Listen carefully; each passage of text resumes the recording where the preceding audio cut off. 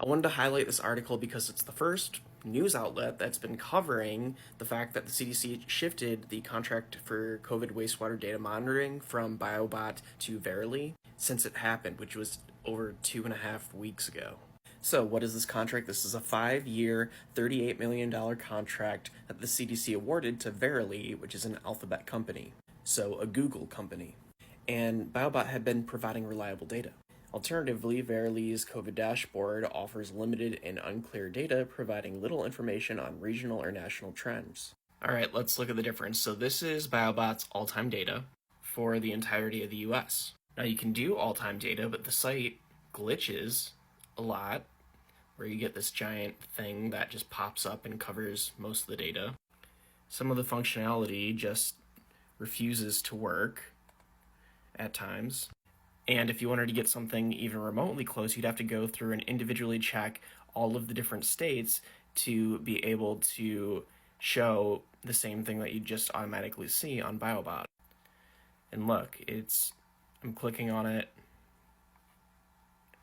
it's buffering, it's glitching, it's updating, and it's just a big old mess. But what's worse is that this is just a carbon copy, essentially, a worse version of Wastewater Scan. Verily doesn't have any of the new data, it's just basically importing everything from Wastewater Scan over into itself. So it doesn't have any of the 1,388 wastewater facilities that the CDC is actually reporting on. It doesn't have the NWSS data in Verily. It just has the Wastewater Scan data, which is a separate entity, a separate source of data.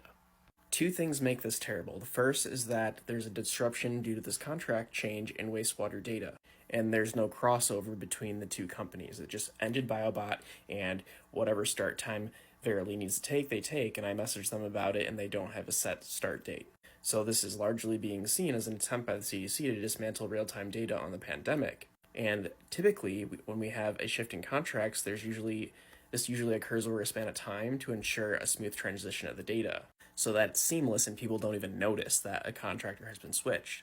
Also, this comes at a time when Biobot's data was indicating COVID levels were rising nationally, with the Northeast seeing an acceleration and the rest of the country plateauing.